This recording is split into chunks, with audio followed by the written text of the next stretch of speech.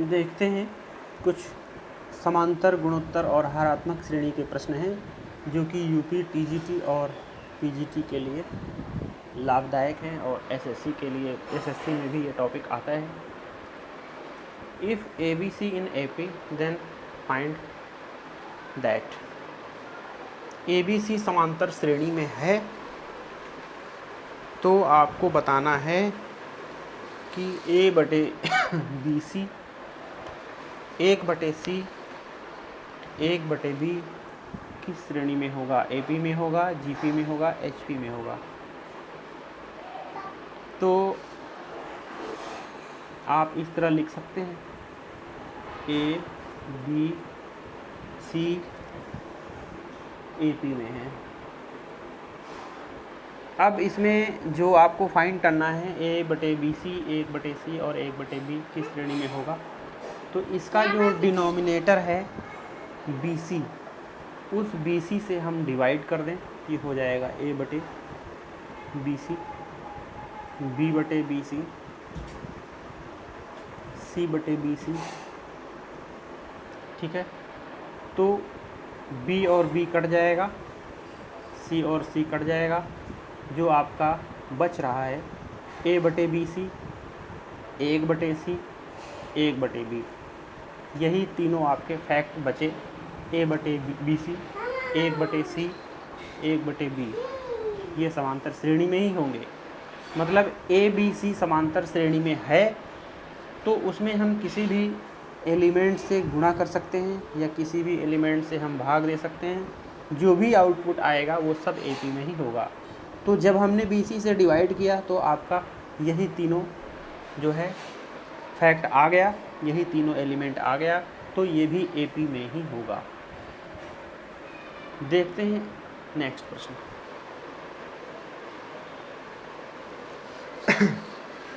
यदि किसी गुणोत्तर श्रेणी का थर्ड टर्म 4 है तो आपको बताना है प्रोडक्ट 5 पदों का। पहले 5 टर्म्स का प्रोडक्ट बताना है आपको। तीसरा पद 4 दिया हुआ है, ठीक है। तो थर्ड टर्म ही हम A मान लेते हैं।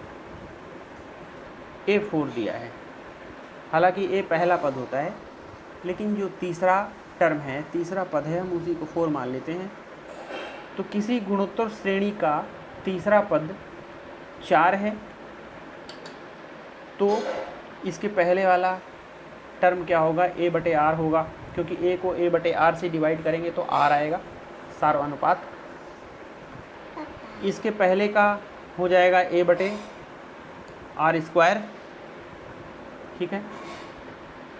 इसके बाद का हो जाएगा AR और फिर इसके बाद का हो जाएगा AR², ठीक है। ये 5 टर्म इसके हैं। अब प्रश्न कह रहा है पहले 5 पदों का गुणनफल क्या होगा। अब इसका गुणनफल आप आराम से निकाल सकते हैं। पांचों पदों का आप मल्टीप्लाई करेंगे तो A ऊपर A⁵ आ गया और R³ हुआ और नीचे भी R³ हुआ, R³ कैंसिल हो जाएगा, A⁵ आ गया, ठीक है। प्रोडक्ट जो आया A⁵ आ गया और A की वैल्यू 4 दी है तो 4⁵ आंसर हो जाएगा आपका। अगला प्रश्न देखते हैं। If log A, log B, log C are in AP, log A और log B और log C जो है समांतर श्रेणी में हैं तो ABC किस श्रेणी में होगा, ये हमें ज्ञात करना है।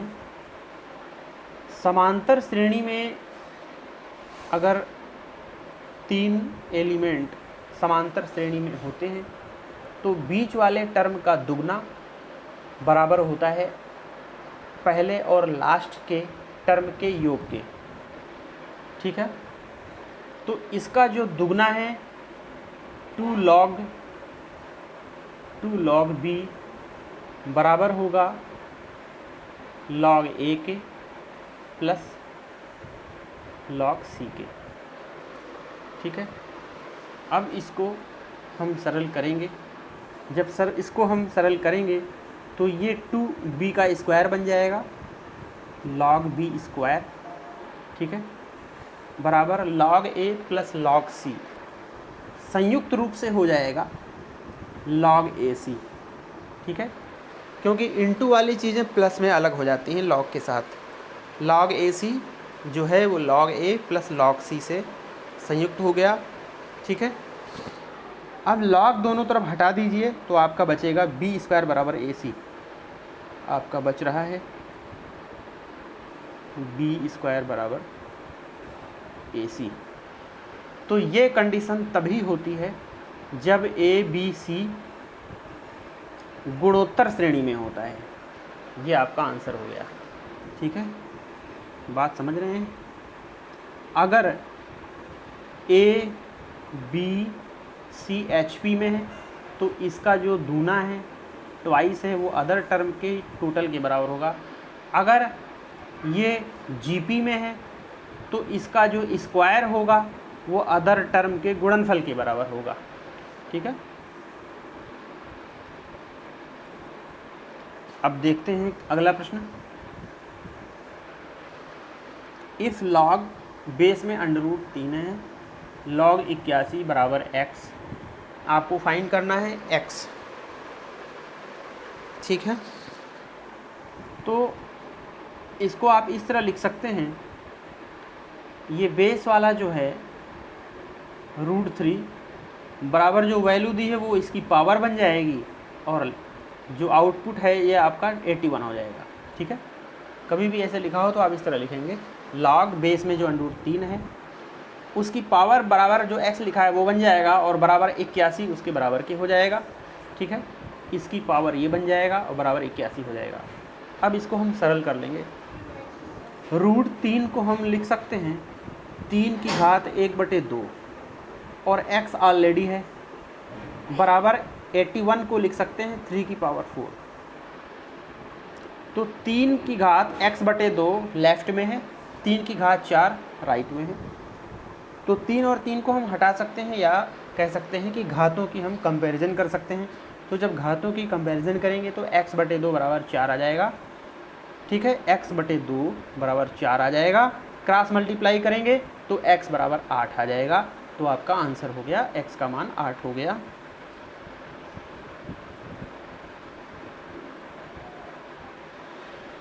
ये प्रश्न है आपका A, 4, B are in AP।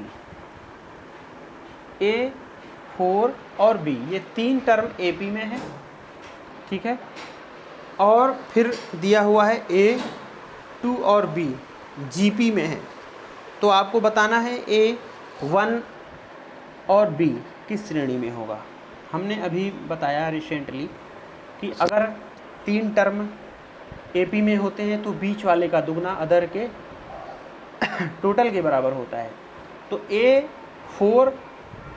A4 और B ये AP में है, तो बीच वाले का दुगना मतलब 8 बराबर होगा अन्य टर्म के टोटल के। A प्लस B बराबर 8 आ गया, एक इक्वेशन बन गई A प्लस B बराबर 8। याद रखिए, नोट कर लीजिए, ठीक है। अब कह रहा है कि A 2B GP में है, A 2B GP में है। तो मैंने अभी बताया कि बीच वाले का जो स्क्वायर है वो अन्य के गुणनफल के बराबर होता है, मतलब AB बराबर 4 हो जाएगा। तो 2 इक्वेशन तैयार हो गई, A प्लस B बराबर 8 और AB बराबर 4। इक्वेशन 1 को हम सेकंड से जब डिवाइड करेंगे तो ये समझ लीजिए लेफ्ट में है A प्लस B बराबर 8 और AB बराबर 4। तो जब हम डिवाइड करेंगे तो हो जाएगा आपका, एक मिनट, क्या हो जाएगा, A प्लस B बटे AB, ठीक है, राइट में उसमें 8 था और AB का राइट में 4 था। तो ये आपका आ गया A प्लस B बटे AB बराबर जो है 2 आ गया। अब इसको जब सेपरेट करेंगे तो A अपान AB और B upon AB, A upon AB plus B upon A B. तो ए कैंसिल हो जाएगा, 1 अपान बी बचेगा, और यहाँ बी कैंसिल हो जाएगा तो 1 अपान ए। तो आपका बचेगा 1 अपान बी, ए पहले लिख लीजिए, 1 upon A plus 1 upon B बराबर 2 बचेगा। ठीक है, अब इससे आइडिया क्या लगता है? इससे आइडिया यही लगता है कि ए क्वेश्चन क्या कह रहा था? क्वेश्चन हमारा कह रहा था A1 और B किस श्रेणी में होगा। ठीक है, तो आया हमारा क्या, A 1 upon A plus 1 upon B बराबर 2। ठीक है, अगर ये जो है इस तरह होता, अगर अब इसको हम कर लें a प्लस बी, इसका इन्वर्स क्या होगा? a होगा, इसका इन्वर्स क्या होगा? b होगा।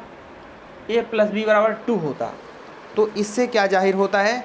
इससे जाहिर होता है कि A1 और B जो है AP में है, क्योंकि बीच वाला जो 1 है उसका दूना करिए और बराबर अन्य टर्म का टोटल A प्लस बी, मतलब A प्लस बी बराबर 2 आता। अगर A1 B AP में होंगे तो इक्वेशन बनेगी A प्लस बी बराबर 2। ठीक है, लेकिन यहाँ पे जस्ट इसका इन्वर्स हो गया है, मतलब HP जो है वो AP का इन्वर्स होता है।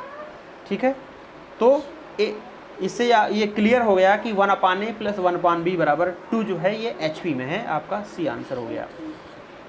ठीक है, तो इतने ही प्रश्न हैं। मिलते हैं अगले पार्ट में कुछ अच्छे प्रश्नों के साथ जो TGT PGT के लिए काफ़ी इंपॉर्टेंट होंगे। वीडियो अच्छी लगती है तो शेयर ज़रूर कर दें।